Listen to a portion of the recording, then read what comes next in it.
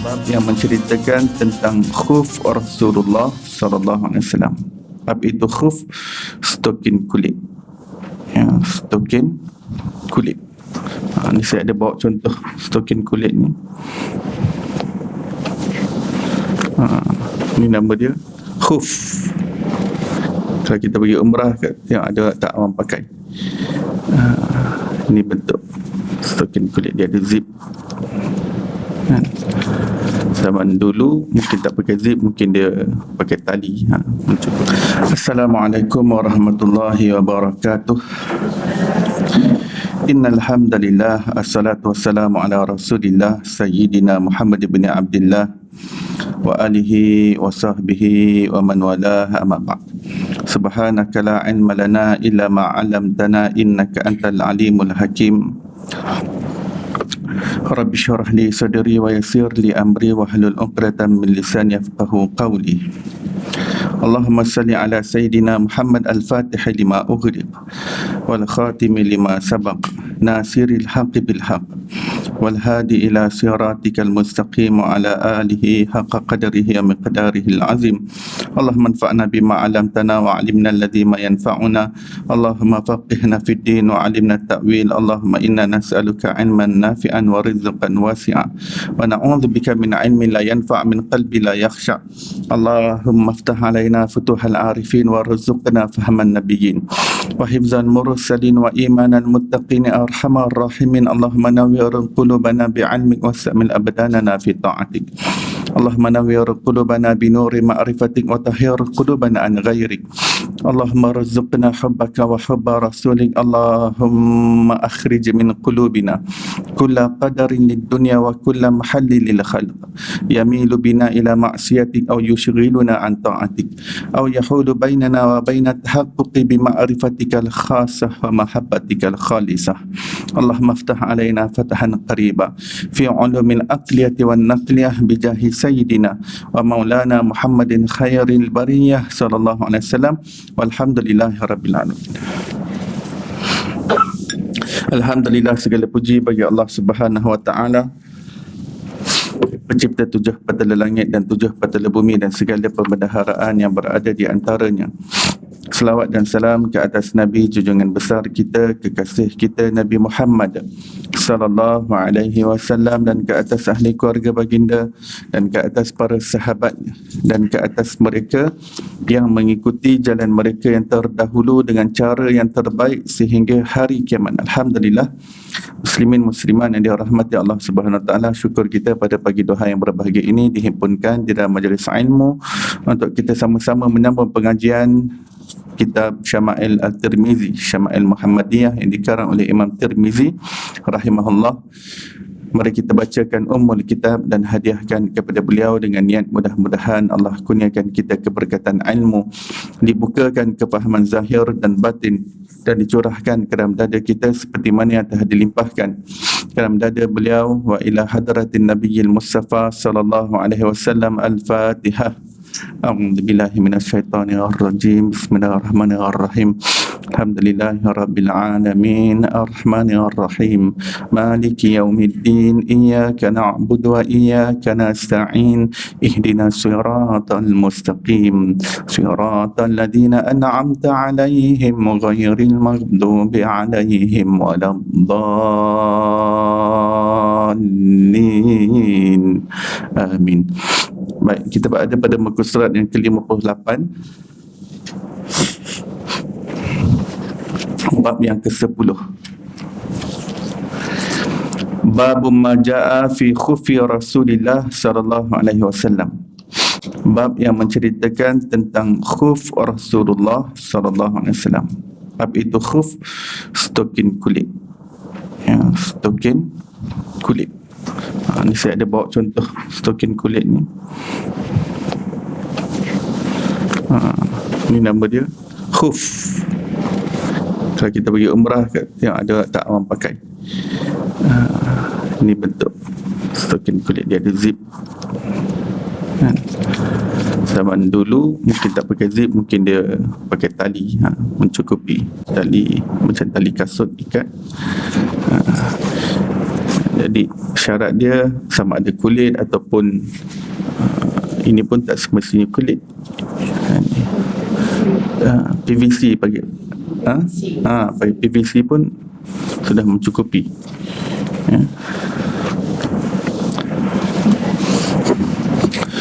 Ini dulu ketika saya belajar di tempat musim sejuk di Afrika dulu, saya pakai ni. Dia ada hukum hakam. Cuma di sini kita, di Malaysia ni kita tak ada musim sejuk, jadi kita jarang lah. Kita tak terbiasa dengan pemakaian khuf ni. Tapi kalau duduk di tempat yang ada winter ni, ni membantulah. Membantu. Jadi kita bila nak angkat semayang tu, kita dah kan, masa nak pakai sekali tu je angkat semayang. Lepas tu disarungkan. Next tu kalau terbatal air sembahyang, dah tak perlu cabut. Syarat dia mesti dipakai ketika dah ada air sembahyang. Yang pertama. Kemudian yang berikutnya kalau terbatal, kita tak perlu cabut. Jadi kita ambil sembahyang macam biasa sampai telinga. Nanti pada sampai kaki tu kita ambil air, lalukan atas macam ni kan, pakai kaki. Sekali kanan, sekali kiri dah cukup. Sekali kanan, ambil air baru, ambil yang kiri, selit. Tak yang wajib belah atas lah. Bawah ni tak wajib. Dia belah atas.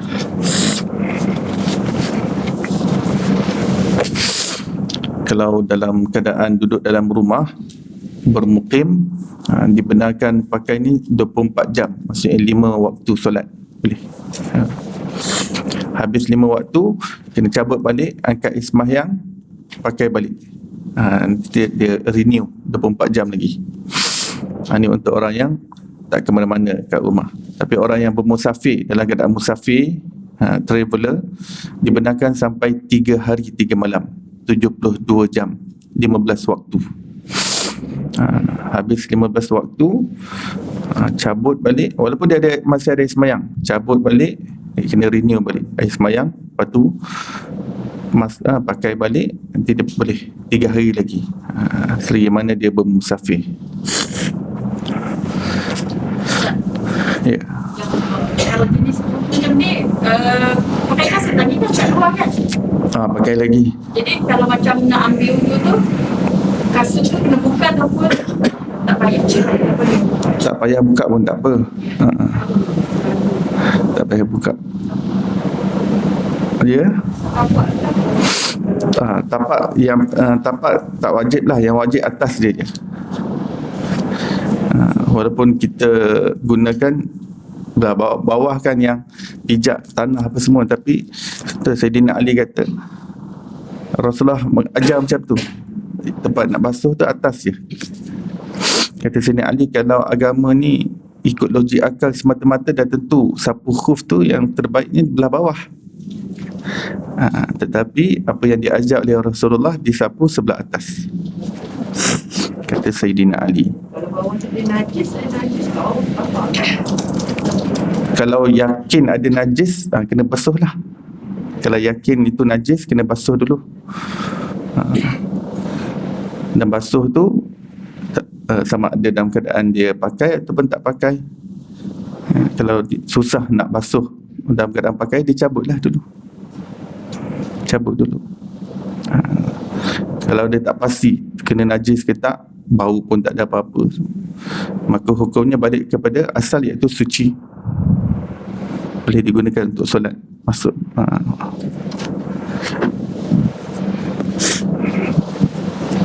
dan kenapa saya kata membantu waktu saya musim sejuk?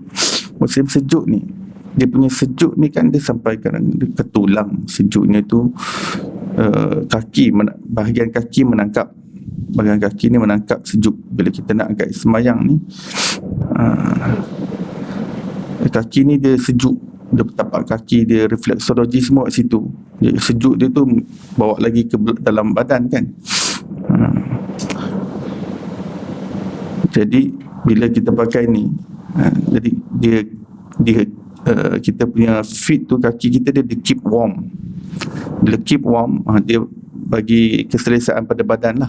Sebab badan kita ni semua organ kita bersambung poin-poinnya di tapak kaki tu kan. Memang saya ingatlah dulu kalau tak pakai ni dia macam berdensam lah. Sebab bila lepas angkat air semayang kaki ni, dia sejuk, musim sejuk dia tentu menangkap di situ, dia menangkap di kaki ya. Jadi kita selalu memang reluctantly kaki ni, belah kaki ni kita reluctantly lah nak kena air. Mandi dah memang jarang-jarang kan. Waktu musim sejuk ni kadang 2 minggu pun tak mandi kan. Ya. Tak bau. Sebab ini musim sejuk ni dia tak macam kita. Kita kat sini kita miang kan. Sebab kita udara panas, udara orang kata lembab, udara lembab. Musim sejuk ni dia tak ada peluh langsung. Dia tak ada nak keluar. Dia kering, udara dia kering. Udara kering ni dia tak keluarkan peluh. Dia tak busuk kan. Cuma saya nampaklah kelebihan orang Islam ni hari Jumaat tu. Hari Jumaat tu sebab sunat hari Jumaat tu gagahkan mandi juga hari Jumaat.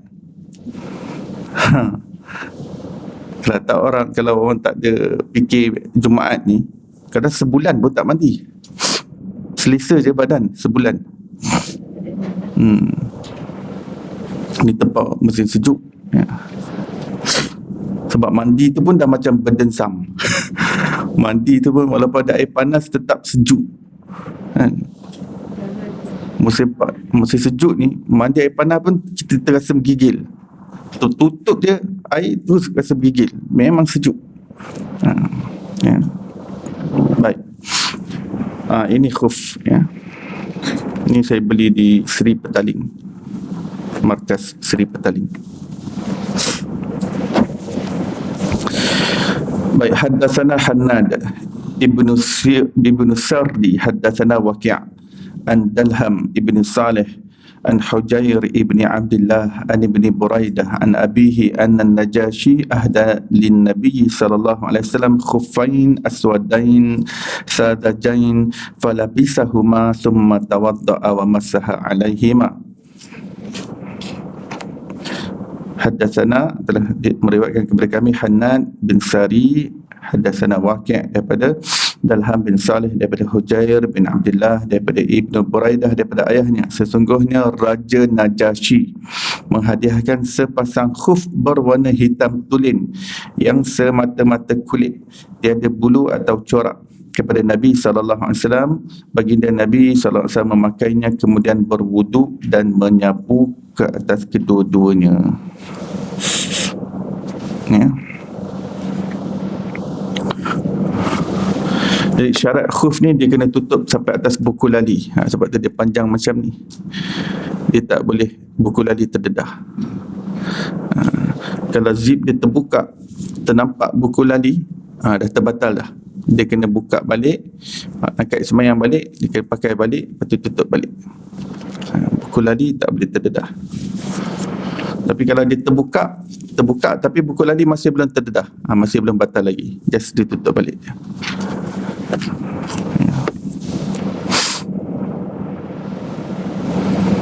Yang penting seluruh buku lali itu kena tutup, kaki dan seluruh buku lali. Siapa Raja Najashi? Raja Najashi adalah raja di Afrika, Habsyah, sekarang kawasan Ethiopia, di kawasan Afrika. Ini Raja Najashi dulu dia beragama Kristian, berpegang kuat pada Injil, tetapi beliau akhirnya beriman dengan Nabi SAW. Raja Najashi tak pernah jumpa Rasulullah, tapi sahabat-sahabat Nabi beliau jumpa, sebab sahabat-sahabat ni mereka ke Habsyah untuk minta perlindungan. Jadi Raja Najashi bagi asylum, perlindungan kepada mereka. Tapi bila dah duduk sekali, Raja Najashi dengar mereka baca Quran, tengok adab mereka, akhlak mereka, jadi terkesan di hati Raja Najashi sampai masuk Islam. Cuma tak pernah jumpa dengan Rasulullah, tapi menjalinkan hubungan yang baik dengan Rasulullah sallallahu alaihi wasallam, menghadiahkan dengan hadiah khuf begini ya. Dan Raja Najasyi ketika beliau meninggal, Nabi SAW mengadakan solat jenazah ghaib ke atasnya, dan itu adalah jenazah ghaib yang pertama dilakukan oleh Rasulullah SAW untuk Raja Najasyi. Ya. Raja Najasyi meninggal di Afrika. Malaikat Jibril terus bagi tahu pada Rasulullah. SMS terus sampai. Ya. Orang-orang di Madinah pada ketika itu, macam mana Nabi Muhammad ni dapat tahu? Kan? Raja Najasyi baru meninggal, tak sampai berita, tak ada kafilah yang baru sampai nak bagi tahu apa semua, tak ada delegasi luar, tiba-tiba dapat berita. Supaya Rasulullah dapat daripada Jibril AS. Tak lama kemudian barulah pembawa khabar berita sampai ke Madinah, membawa berita kematian Najasyi, yang mana Rasulullah dan para sahabat telah pun bersolat jenazah ghaib ke atas Raja Najasyi. Tak silap saya, peristiwa tersebut menyebabkan beberapa orang Madinah masuk Islam. Sebab kita belum faham, yang duduk dalam negara Islam Madinah Munawwarah ketika itu bukan semua orang Islam, pelbagai agama. Ada Yahudi, Nasara, Majusi, musyrik, ada. Rasulullah bagi mereka peluang duduk dalam negara Islam, dan Rasulullah bertoleransi dengan mereka.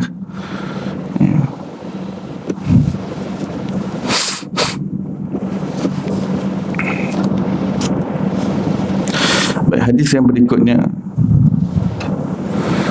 kita terus kepada riwayat. Berkata Al-Mughirah bin Syu'bah, Dihyah menghadiahkan sepasang khuf kepada Nabi SAW, kemudian baginda Nabi SAW memakainya.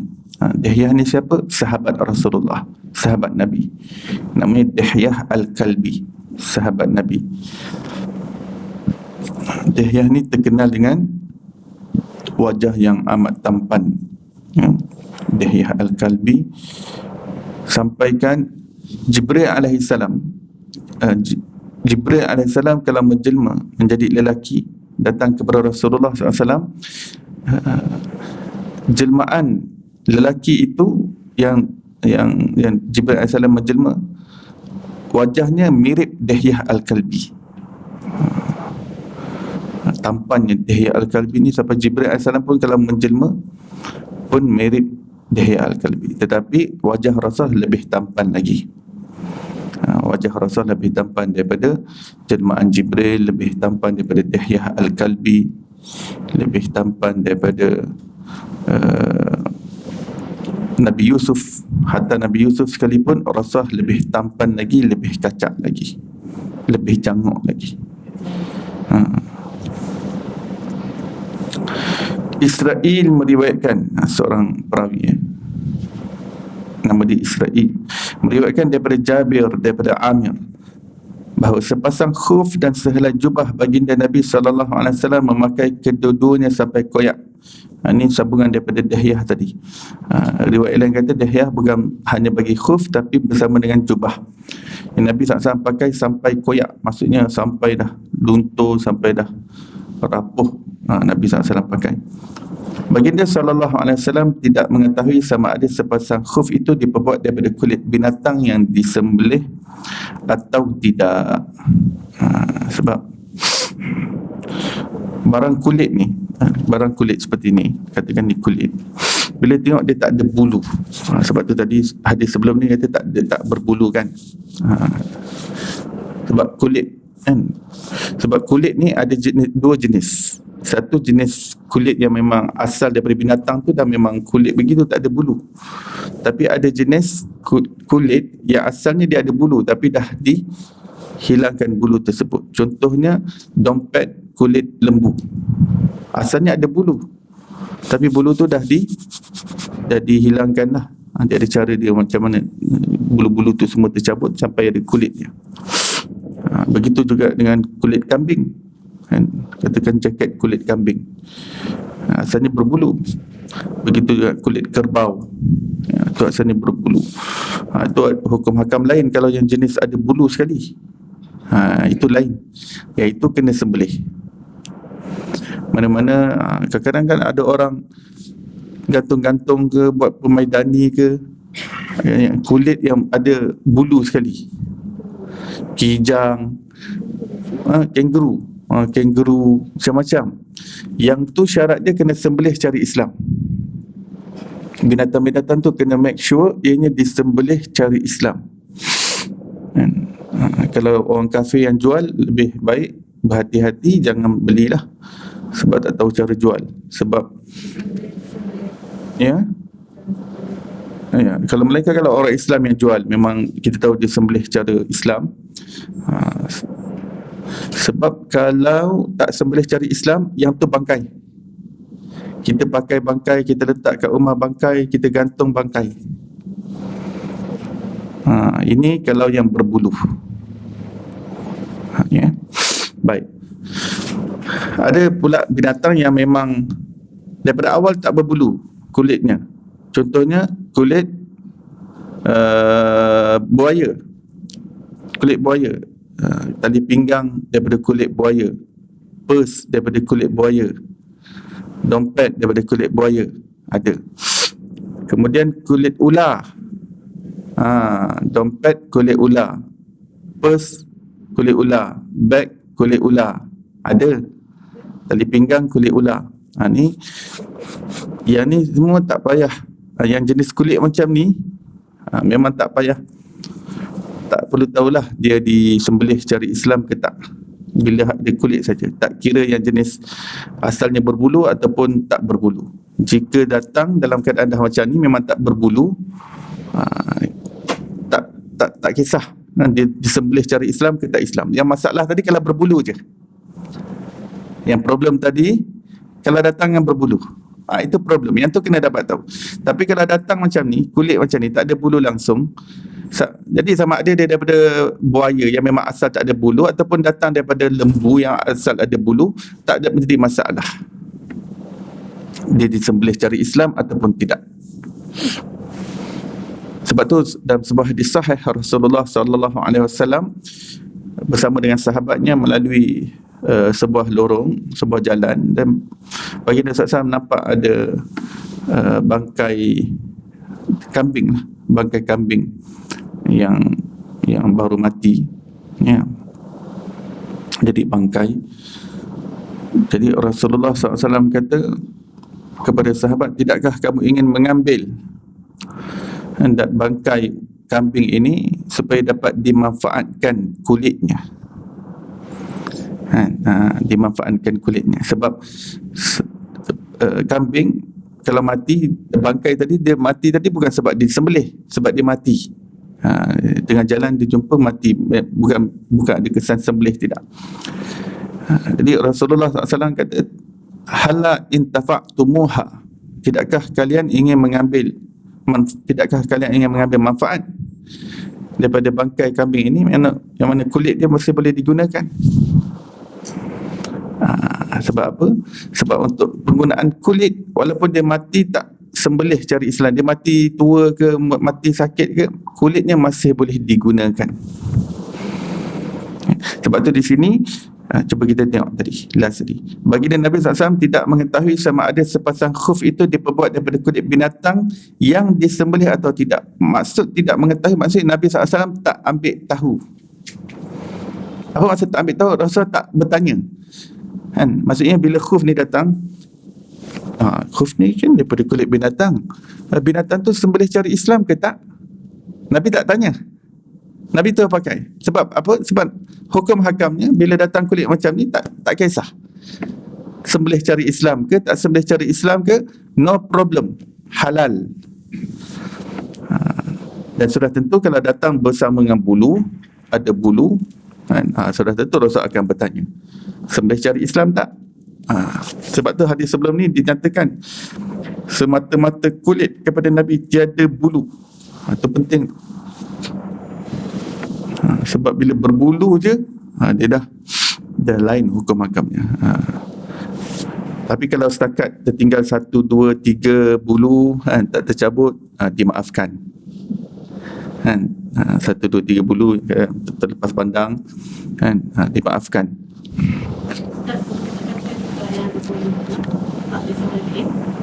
Tak boleh buang sayang, tapi kalau macam pers, kulit yang bulu kita ada bulu. Dia bangkai, tak boleh. Pertamanya tak boleh pakai. Maksud pertanyaannya, kita pakai katakan pers daripada kulit yang ada bulu padanya, yang kita tak tahu sembelih ke tak sembelih, tapi kemungkinan tak sembelih secara Islam. Itu bangkai. Pertamanya tak boleh bawa sembahyang. Tak boleh bawa sembahyang. Yang kedua, kalau kita tidak ada pers yang lain, dompet yang lain, itu sahaja kan?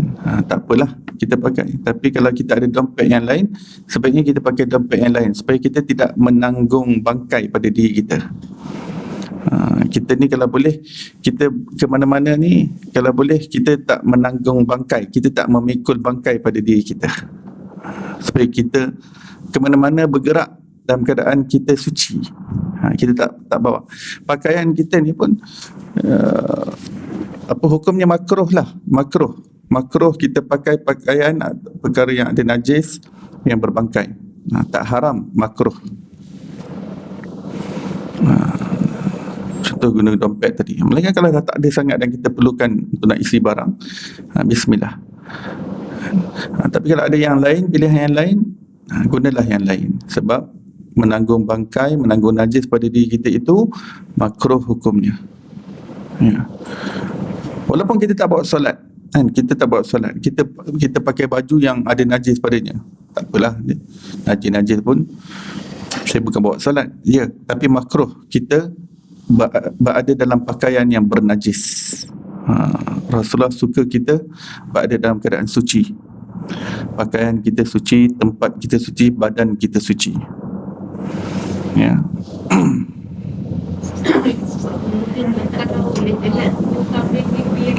Ya.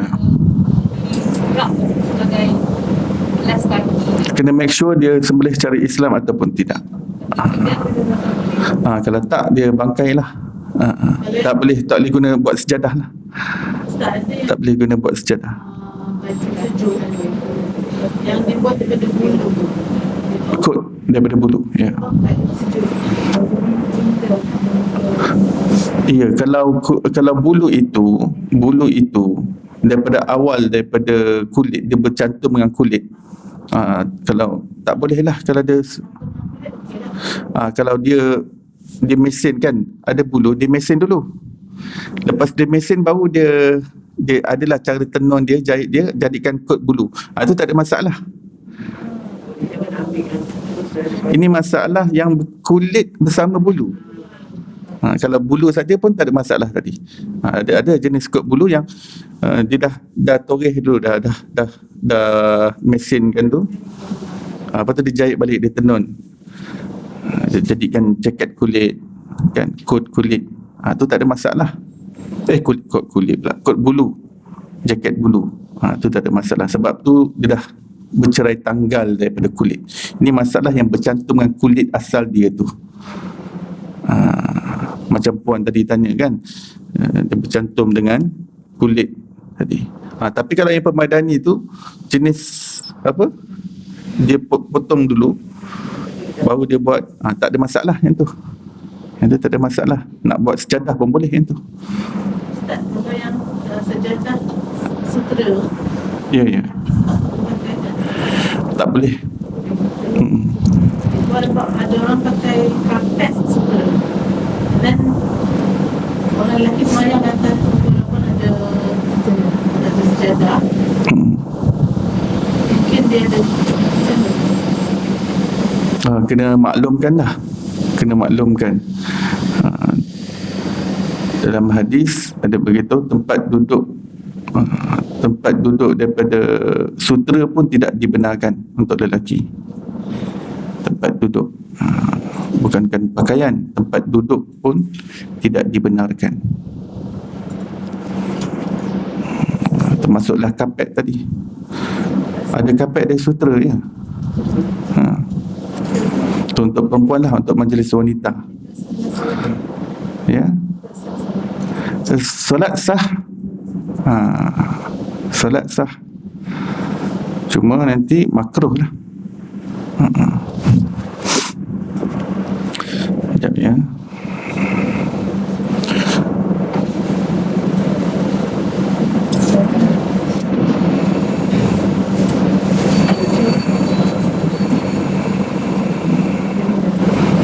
pastikan balik. Menggunakan sejadah sutra bagi lelaki. Fatwa Mufti Wilayah. Kita tengah download. Saya teruskan dulu supaya tak buang masa. Okey dah. Fatwa 2020 tahun 2020. Apa ni? Kesimpulan fatwa. Hukum memakai sutra adalah haram bagi kaum lelaki dan halal bagi wanita selagi tidak melanggar batas syariat. Namun begitu, kaum lelaki diharuskan memakai sutra ketika dalam keadaan darurat, seperti dalam keadaan perang ataupun musim sejuk. Bila dah tak ada pakaian, sutra je ada, darurat tu. Tak ada pakaian yang lain, ada sutra saja musim sejuk. Atau untuk tujuan perubatan, ada orang jenis allergik dengan kain-kain yang lain, lelaki ni boleh dengan sutra je, dibenarkan. Ada orang penyakit kulit, dia tak boleh, cotton tak boleh, dia dengan sutra. Ada jenis kulit sensitif. Hukum menggunakan sutra selain daripada pakaian, sama ada di dalam solat seperti sejadah atau di luar solat seperti selimut, cadar, permaidani dan sebagainya, ialah sama seperti hukum memakai sutra, iaitu haram bagi kaum lelaki dan halal bagi kaum perempuan. Bagi lelaki yang memakai sutra atau menggunakannya sebagai alas untuk solat, dia menanggung dosa kerana melakukan perbuatan yang haram, tetapi solatnya tetap sah. Okey, solat tetap sah macam saya sebutkan tadi lah, tak berubah ya, cuma haram. Baik, selesai khuf. Kita pun tak panjang-panjang sebab kita pun tak terbiasa hukum khuf ni di Malaysia, melainkan kita pergi umrah musim sejuk, terasa lah nak pakai kan? Tapi kalau kita dah duduk 5 hari, maksudnya kita, di Mekah kita kan boleh guna selama 1 hari lah, sebab dia punya hukum mukim, kita dah bukan musafir. Bila kita niat nak duduk Mekah 5 hari kan, 5 hari, maka di situ dah tercabut status musafir. Jadi kita jadi apa? Jadi mukim. Niat nak duduk 5 hari je jadi mukim. Niat nak menetap kat situ jadi mustautin. Nak tempat tinggal kat situ, duduk kat situ jadi mustautin. Mukim ni istilah digunakan untuk orang yang berniat nak duduk satu tempat selama 5 hari. Bila tercabut status musafir, antara hukum akan terlibat ni lah, pakai khuf kan? Dia mukim, dia boleh 1 hari 1 malam 24 jam. Begitu juga dengan jamak. Dia tak boleh buat jamak lah, kena buat sempurna macam biasa kan? Begini kita nak pergi Melaka ni dah lebih 2 marhalah ya.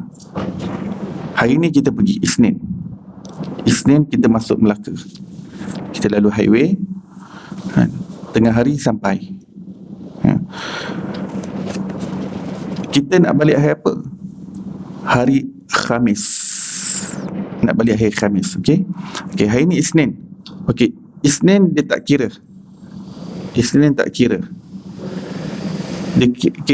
tak boleh, dia lebih 3 hari kan. Yang masuk 3 hari ni tak masuk hari masuk, tak masuk hari keluar ya. Baik, kiraan dia macam ni. Hari ni kita pergi hari Isnin tak kira, dia kira esok Selasa, Rabu, Khamis kan? Kita duduk sampai Khamis, masih boleh dikira sebagai musafir, sebab Khamis tu kita nak keluar ya. Tapi kita nak balik hari Jumaat, katakan hari Isnin kita pergi Melaka, Jumaat balik KL, boleh tak buat jamak dekat Melaka? Jom kita kira. Isnin kita masuk, Selasa, Rabu, Khamis, Jumaat kita keluar. Kalau Jumaat keluar, maksudnya semua 5 hari ni masih boleh jamak qasar. Dia keluar tu tak kira dalam perjalanan pun dia boleh buat jamak. Boleh buat jamak. Ataupun dia duduk Subang, duduk USJ Subang, dia boleh buat jamak dekat RNR Dengkil ke, ataupun dekat Mufos ke. Kan Mufos kan ada kan tempat semayang. Kat situ pun sebelum kita masuk tempat kita ni, semayang dulu kat Mufos ataupun dekat stesen Pam Minyak ke, ataupun mana-mana RNR Dengkil ke, Seremban ke. At least sebelum kita masuk kawasan USJ lah, kita dah settlekan jamak tu. Waktu kita nak keluar hari ni hari Isnin kan,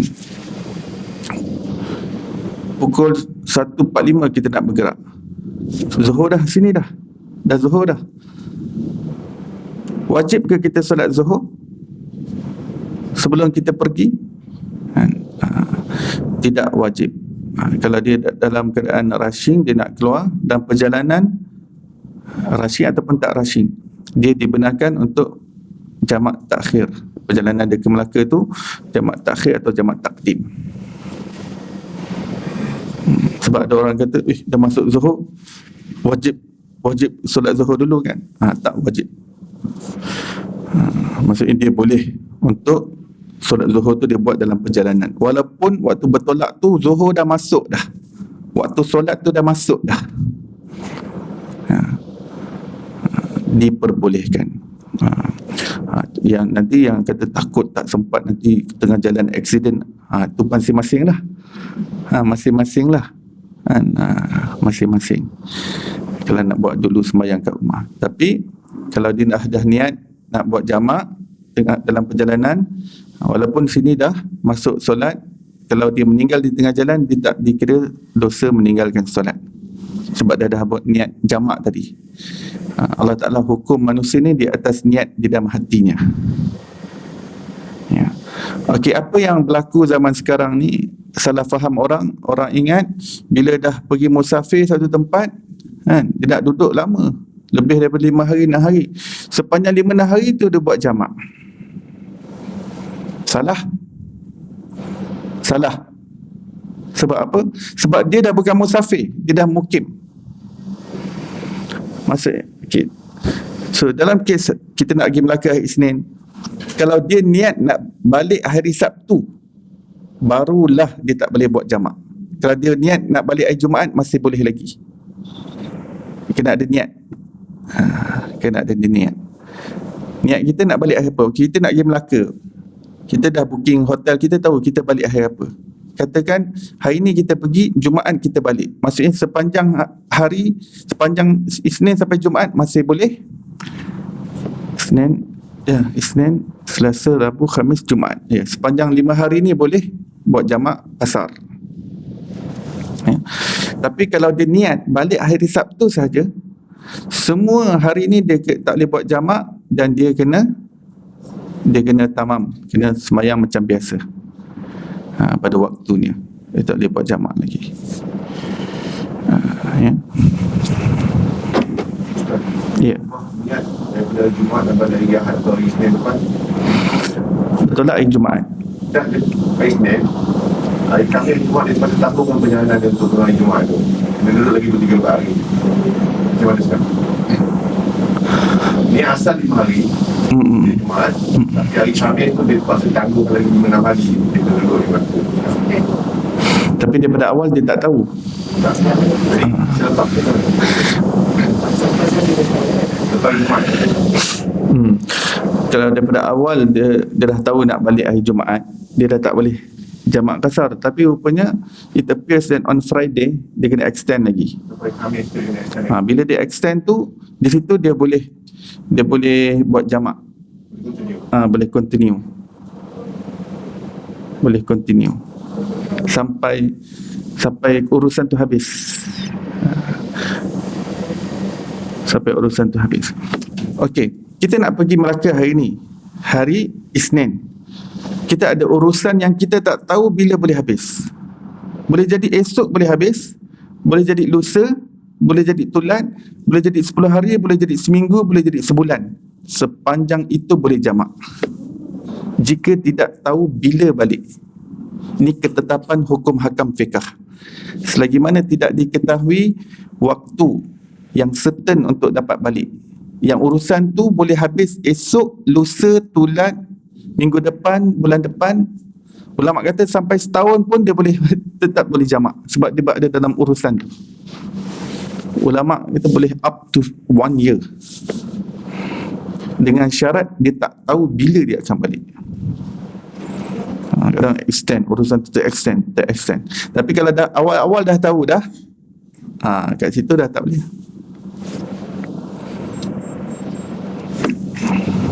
Baik. Bab yang berikutnya. Ada pertanyaan lagi? Clear? Saya pernah orang berita saya, Ya. kalau kita nak bertolak naik kapal terbang, Naik kapal terbang.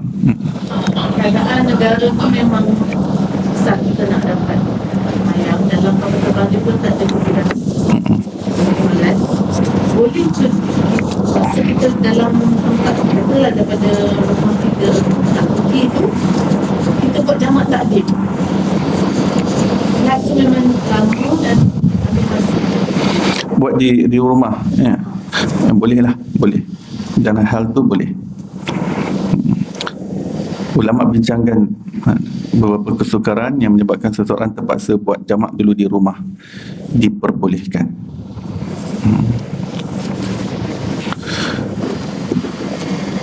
Baik. Bab yang ke-11, babu maja'a fi na'li Rasulillah sallallahu alaihi wasallam. Bab yang menceritakan tentang capal Rasulullah sallallahu alaihi wasallam. Capal kita dah biasa nampak kan, replika dia.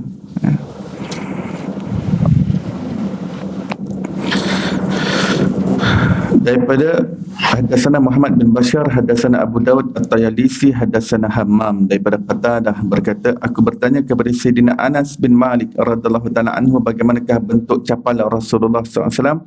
Sayyidina Anas radhiyallahu anhu menjawab, kedua-duanya mempunyai 2 tali capal, 2 tali. Dia lain daripada kita. Kita punya selipar ni ada 1 tali je yang kita sangkut kat depan tu, sangkut jari kita, jari kaki kita kan. Di situ ada 1 je depan tu, tapi Rasulullah ada 2. Maksudnya ni kaki, ini bayangkan ni kaki Rasulullah, 1 celah sini, lagi 1 celah sini. Ada 2. Macam kita kan sebelah sini je kan, 1 je. Rasulullah di tengah-tengah ada 2. Jadi lebih mantap lah. Jadi ada 2 macam tu lagi mantap. Kita mungkin tak selesa pakai sebab dia dah terbiasa 1 daripada kecil. Dia panggil selipar Jepun daripada kecil. Selipar Jepun. Orang kampung panggil selipar jamban. Selipar Jepun tu ada warna putih dulu, saya ingat lagi. Selipar Jepun, selipar Nippon.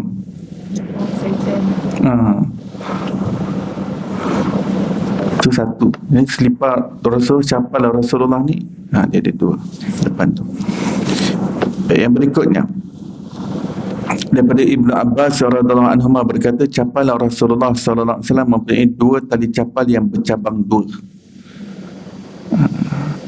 Maksudnya ialah macam kita pun, walaupun dia 1 sini, kat sini bercabang kan, bercabang 2 kan, sebab kita nak sarung kaki kita. Tapi yang Rasul pun sini bercabang, sini bercabang lagi. Kena tengok replika baru kita faham.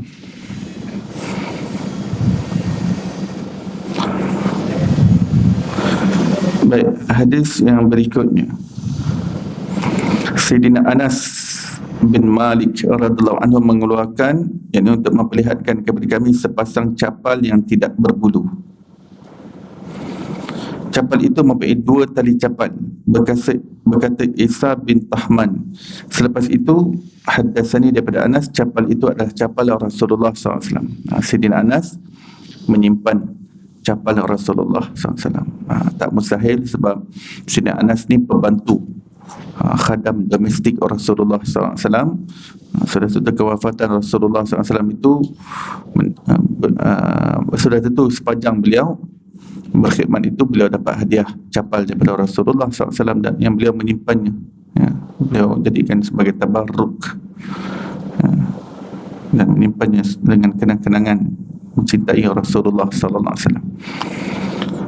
Capal Rasulullah ni baginda pakai di kaki, tetapi orang-orang yang mencintai Rasulullah SAW menjadikan bentuk lambang capal itu sebagai tanda kerinduan, tanda kecintaan kepada Rasulullah sallallahu alaihi wasallam. Itu yang kadang dibuat letak di kopiah. Sebab apa? Sebab kita memuliakan Rasulullah sallallahu alaihi wasallam. Maksudnya kita menjunjung kita perintah Rasulullah sallallahu alaihi wasallam. Demikian cinta dan sanjungan kita kepada Nabi SAW. Siapa yang tak nak buat, tak ada masalah. Cuma jangan laranglah orang yang nak bercinta dengan Rasulullah SAW. Tak perlulah nak tuduh bid'ah dan sebagainya. Masing-masing ada cara. Selagi mana benda itu tidak diharamkan oleh Rasulullah, maka ianya dibenarkan. Para sahabat bila mereka nak tunjukkan kecintaan kepada baginda, mereka tak tanya dulu Nabi Muhammad untuk nak buat benda tu demi cinta mereka. Contohnya ada sahabat wanita yang berkhidmat, dia pun pembantu dalam rumah Rasulullah, dalam salah seorang isteri Rasulullah SAW, dia pembantu namanya Barirah, Sayyidina Barirah.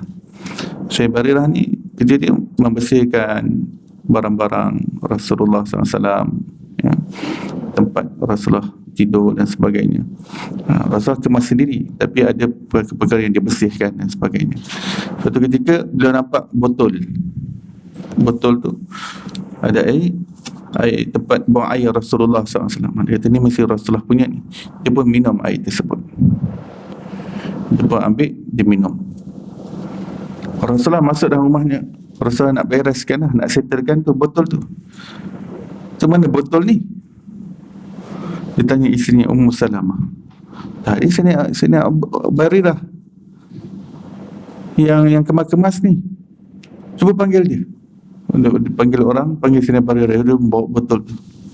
Mana dalam ni? Sudah habis. Rasulullah kata, kamu minum ya? Ya Rasulullah. Oh Allah, saya tak suruh awak minum pun. Tapi sebab sekarang dalam diri awak dah ada sebahagian daripada apa yang datang daripada diri saya, badan awak diharamkan Allah daripada disentuh api neraka. Jadi beliau buat tu sebab para sahabat tahu apa saja yang keluar daripada Rasulullah semuanya adalah suci. Najis Rasulullah, peluh Rasulullah, semuanya suci. Tidak ada sesuatu yang kotor yang keluar daripada Rasulullah sallallahu alaihi wasallam. Ada riwayat disebutkan bahawa Abdullah bin Rawahah meminum darah bekam Rasulullah SAW. Rasulullah asalnya berbekam dan suruh Abdullah bin Rawahah buang. Abdullah pun bawa pergi kat tempat, tengok kanan tengok kiri tak ada orang, dia telan darah bekam Rasulullah. Lepas tu dia pun balik. Rasulullah tanya, dah selesai kerja? Sudah. Di mana kamu buang? Di tempat yang orang dah tak boleh jumpa lagi. Kau telan ya? Rasulullah, kau telan ya? Ya Rasulullah, saya tak sanggup nak letak darah mulia Tuhan, darah suci Tuhan di tempat yang lain. Saya tengok tempat yang terbaik adalah dalam perut saya.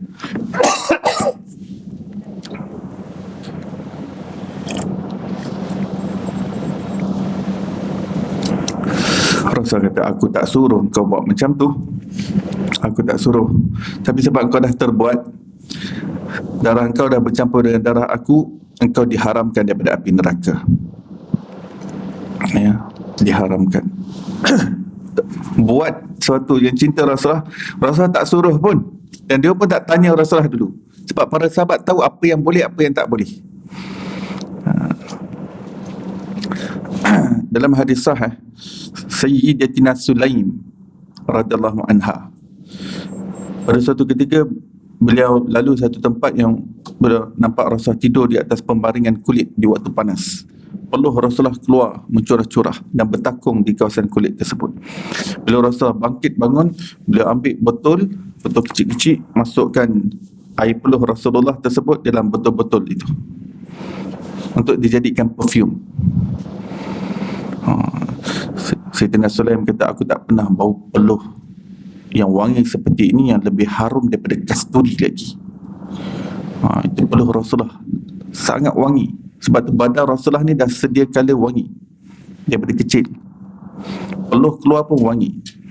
Sayyidina Sulaim tak tanya dulu pada Rasulullah, boleh tak nak guna, dan Sayyidina Sulaim kata, sejak daripada itu aku gunakan itu sebagai perfume aku, peluh Rasulullah. Ini cintanya sahabat kepada Nabi. Ini hadis sahih.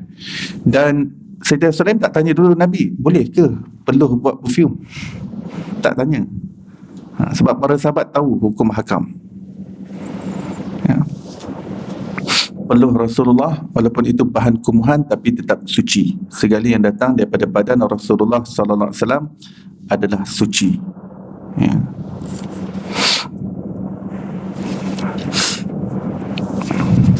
Baik.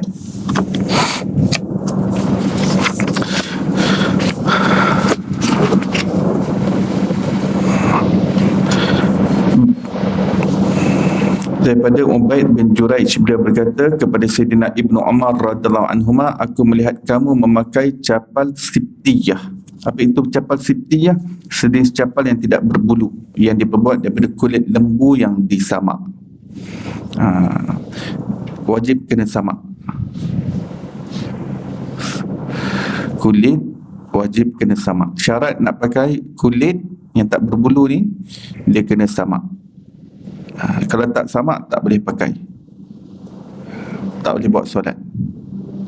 Ya, walaupun kulit lembu, walaupun kulit kambing, kulit buaya, kulit ular, kulit kijang, semuanya kena samak. Samak ni bukan satu basuhan tanah, 6 basuhan air mutlak, bukan.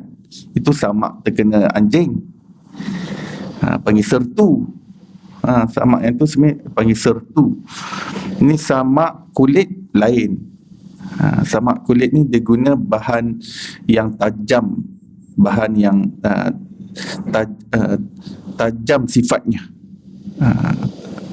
Zaman sekarang guna bahan kimia, ya, macam asid, ataupun zaman dulu dia guna najis burung merpati. Najis burung ni pun ada sejenis asid, boleh digunakan untuk samak. Najis sebab dia ada sifat tajam dia, najis burung tu digunakan untuk samak. Lepas tu dibersihkan lah. Dia cuma nak digunakan untuk bunuh kuman pada kulit tu, bunuh kuman. Tapi mana-mana zaman pun kulit memang kena samak. Orang kafir pun tetap kena samak. Sebab kalau tak samak, tak guna bahan yang tajam untuk buat pada kulit tu dan kemudian jemur, dia akan berbau. Kulit tu akan berbau. Tujuan samak tu supaya kulit tu nanti tak berbau. Tu memang proses normal proses lah, regular proses untuk kilang pembuatan kulit tu memang kena buat. Jadi kalau kulit yang kita pakai ni walaupun datang daripada Itali, daripada Rom, tak perlu waspada lah, sebab memang perlu kena guna. kena buat benda tu. Itu part of the process. Kulit kalau tak, tak kira agama boleh. Samak tu dia tak perlu nak kena baca bismillah, wajib bismillah tu tak ada. Cukup dengan perbuatan samak tu sendiri. Yang mana setiap kulit memang yang ada di pasaran mesti kena samak dulu, ya. Saya tak tahu proses tu dalam Inggeris dia panggil apa, tapi memang kena buat. Dia guna bahan kimia. Sekarang lebih banyak guna bahan kimia, macam asid tadilah, dia hasilkan bahan tu. Baik. Sibtiyah atau capal Sibtiyah. Sayyidina Ibn Umar radhiyallahu anhu berkata, sesungguhnya aku melihat Rasulullah SAW memakai capal yang tidak berbulu. Baginda SAW berwuduk dengan memakai capal tersebut. Oleh sebab itu aku suka memakainya. Tak wajib pakai, nak berwuduk ni kena cabut selipar, tak wajib.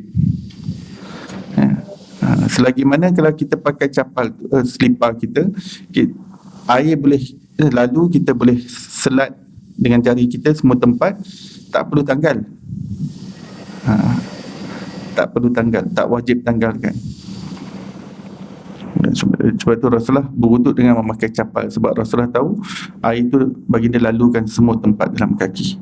Walaupun kenapa Rasulullah pakai capal? Adalah sebabnya mungkin tempat tu sesuainya kena pakai capal, kan? Oleh sebab itu aku suka memakainya. Hadis berikutnya daripada Abu Hurairah radhiyallahu anhu, capal baginda Rasulullah sallallahu alaihi wasallam mempunyai 2 tali capal. Hadis yang berikutnya, Ammar bin Hurais berkata, aku melihat Rasulullah sallallahu alaihi wasallam solat dengan memakai capal yang makhsuf. Apa itu makhsuf? Capal yang disokong oleh capal yang lain yang kemudian dijahit dengan mikhsaf, sejenis alat untuk menjahit. Baginda Rasulullah sallallahu alaihi wasallam solat memakai capal kerana capal baginda sallallahu alaihi wasallam tidak terkena najis. Kerana hampirnya rumah baginda sallallahu alaihi wasallam dengan masjid, rumah baginda sallallahu alaihi wasallam bercantum dengan masjid hanya dipisahkan dengan satu dinding. Makhsuf ni dia capal yang dibuat double layer lah, senang cerita, yang dibuat double layer, itu maksud makhsuf. Dan Rasulullah gunakan dalam solat. Boleh tak sembahyang dengan pakai selipar? Ya, boleh, tak ada masalah, sah solat, ya.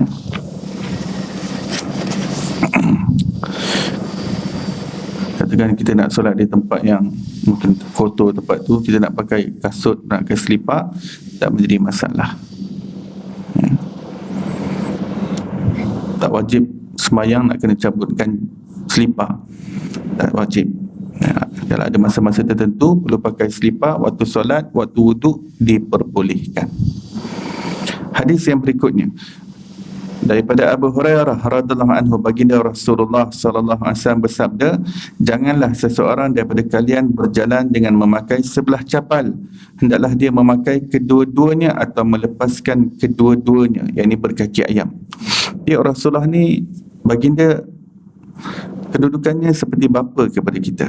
Baginda sayang kita, baginda kasih kita, baginda sentiasa concern berkenaan dengan kita. Baginda ambil perhatian, ambil berat tentang well-being kita, kesejahteraan kita. Maka Rasulullah SAW yang bersifat kebapaan itu, jangan kamu pakai selipar sebelah je, sama ada kamu pakai dua-dua atau jangan pakai langsung. Maksudnya kalau satu hilang, jangan pakai yang satu tu, cari satu keliling masjid 7 pusingan, pakai satu tu, cari mana yang satu lagi hilang,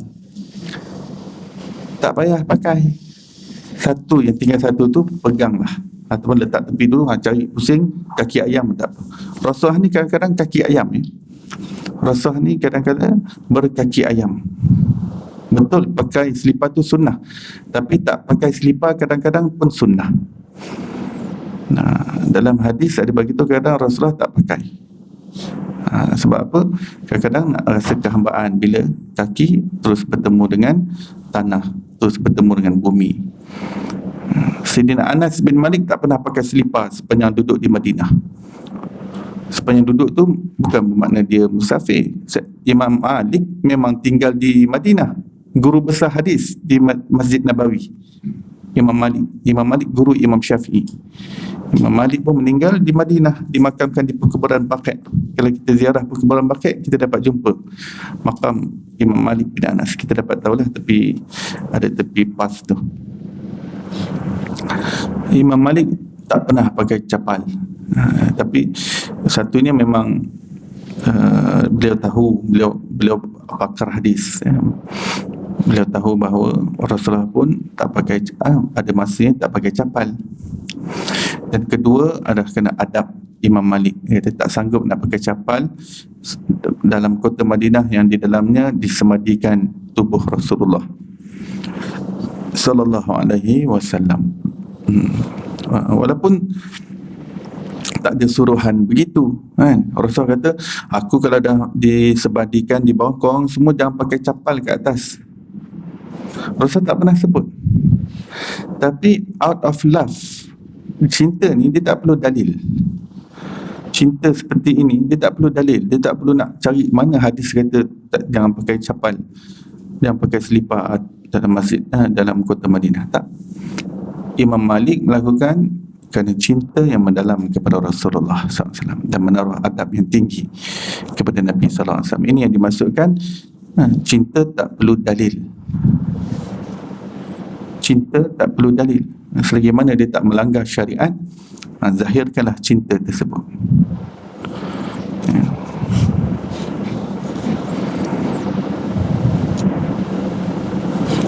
Baik. Hadis yang berikutnya, jangan memakai capal. Ulama kata lagi satu, pakai sebelah ni nampak macam orang gila, dia macam orang tak betul. Kedua ialah dia nanti dia jalan pun dia sengit-sengit nanti, dan dia lebih mudah terjatuh. Ulama kata lebih mudah terjatuh pakai satu selipar ni, lebih mudah untuk tidak balance. Dia tak balance, badan tak balance. Yang tak balance tu yang mudah tersungkur nanti. Kemudian yang ketiga, orang yang nampak ni daripada luar nampak orang ni macam tak betul, dia boleh jatuhkan kewibawaan orang tersebut. Rasulullah jaga benda tu. Kewibawaan umat ni Rasulullah jaga. Jangan buat benda satu yang boleh menjatuhkan maruah kamu, yang menjatuhkan kredibiliti kamu, yang menjatuhkan kewibawaan kamu. Nampak tak elok kan jalan. Orang tak tahu yang kita hilang selipar, kita tahu. Orang tengok gila apa pakai satu selipar. Jadi Rasulullah kata sama ada pakai kedua-duanya atau berkaki ayam saja. Hadis yang berikutnya pun seumpama hadis ini. Yang berikutnya daripada Jabir, sesungguhnya Nabi SAW melarang seseorang itu makan yang dimaksudkan adalah lelaki dengan tangan kirinya atau berjalan dengan memakai sebelah capal. Rasulullah kata makan dengan kanan, dan bila berjalan jangan pakai selipar sebelah je. Rasulullah larang. Larangan ini larangan makruh. Memakai berjalan dengan selipar sebelah saja makruh hukumnya. Sebab ada larangan.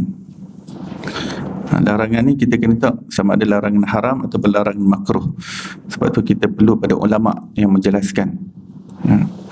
Hadis yang berikutnya daripada Arash, daripada Abu Hurairah radhiyallahu anhu, bahawa baginda Nabi sallallahu alaihi wasallam bersabda, apabila salah seorang dari kalangan kalian hendak memakai capal, maka mulakanlah dengan kaki kanan, dan apabila menanggalkan, mulakanlah dengan kaki kiri. Hendaklah kaki kanan paling mula dipakaikan capal dan paling akhir ditanggalkan. Jadi sunnah Rasulullah SAW pakai capal mula dengan kaki kanan dulu, baru kaki kiri. Bila nak cabut selipar, mulakan dengan kaki kiri dulu, baru kaki kanan. Dia terbalik. Waktu pakai kaki kanan dulu, tapi bila nak cabut kaki kiri dulu.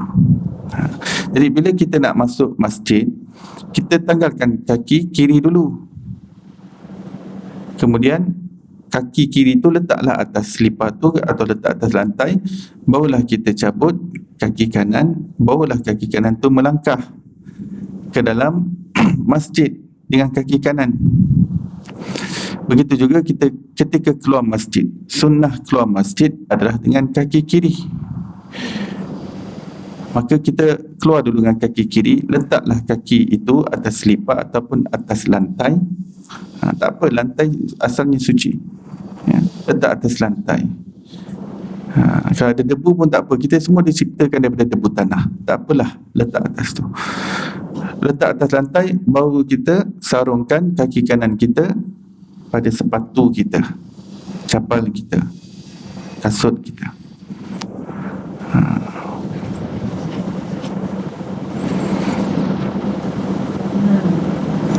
dia tak boleh kita keluar kaki kiri kan. Lepas tu kita tak tahu nak letak mana, kotor lah. Lepas tu kita nak buat macam akrobatik atas udara tu, kaki kanan tu terus lompat masuk dulu.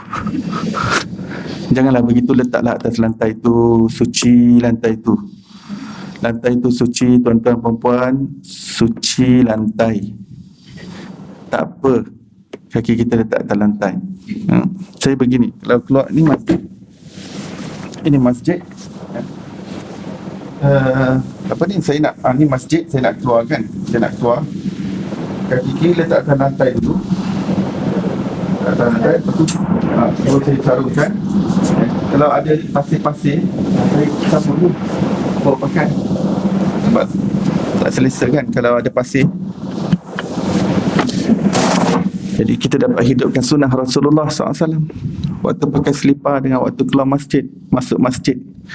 Jadi kita tak tertinggal sunnah, menghidupkan sunnah Rasulullah SAW. Menghidupkan sunnah Rasulullah ini demi cinta kita kepada baginda sallallahu alaihi wasallam.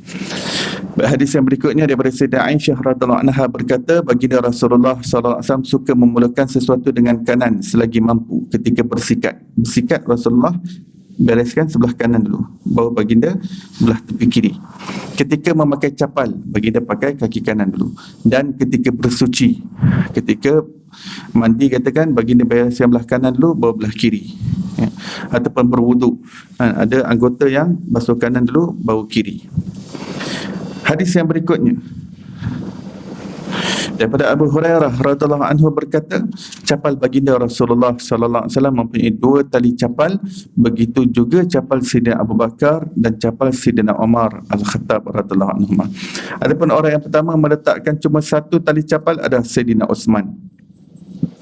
Mungkin Sayyidina Uthman lebih selesa dengan 1 tali, dan dia kata walaupun dia menyalahi Sayyidina Abu Bakar, Sayyidina Umar dan Rasulullah SAW, dia melihat ini bukan suatu yang bid'ah kan? Ini bukan suatu yang bid'ah, ini termasuk dalam skop yang diperbolehkan. Sayyidina Uthman, beliau pakai 1 tali capal. Kadang para sahabat ni, lebih-lebih Khulafaur Rasyidin, bila tunjukkan buat sesuatu, nak tunjukkan kepada umat bahawa ada sesuatu yang kamu faham, bila kamu melakukan bukan yang Rasulullah buat, bukan bermakna kamu tak ikut sunnah Rasulullah sallallahu alaihi wasallam. Macam ni Sayyidina Uthman, bila beliau memakai 1 saja tali capal, bukan bermakna beliau menentang sunnah Rasulullah SAW. Tak, beliau ingin mengajarkan bahawa ini adalah daripada ruang lingkup skop perkara yang diperbolehkan untuk melakukan lain daripada Rasulullah SAW. Yang sunnah tu pakai capal kan? Pakai selipar, sama ada dia berbentuk 1 tali ke 2 tali ke 3 tali, itu nanti bergantung pada masing-masing ya. Wallahu alam, sampai di situ insya-Allah. Kita sambung bab yang berikutnya berkenaan dengan cincin Rasulullah SAW pada pengajian yang berikutnya. Mudah-mudahan tambah pengetahuan dan ilmu yang bermanfaat kepada kita, yang menyuluh kehidupan kita menuju Allah Subhanahu Wa Taala, dan bertambah cinta kita dan kerinduan kita kepada Nabi Muhammad sallallahu alaihi wasallam, dan moga kita semua diberi taufik dan hidayah untuk menghidupkan sunnah Rasulullah sallallahu alaihi wasallam. Moga Allah kurniakan kita kesudahan yang baik dan jauhkan kita daripada kesudahan yang buruk. Wassallallahu ala sayyidina Muhammadin wa ala alihi washabihi wasallam. Alhamdulillahirabbil alamin. Baik, kita tangguh majlis kita dan tasbih kifarah dan surah Al-Asr. Subhanallah bihamdi, subhanakallah bihamdika, asyhadu an la ilaha illa anta wa astaghfiruka wa atubu ilaik.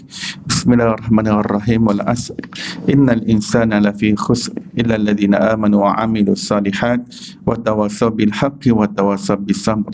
Assalamualaikum warahmatullahi wabarakatuh.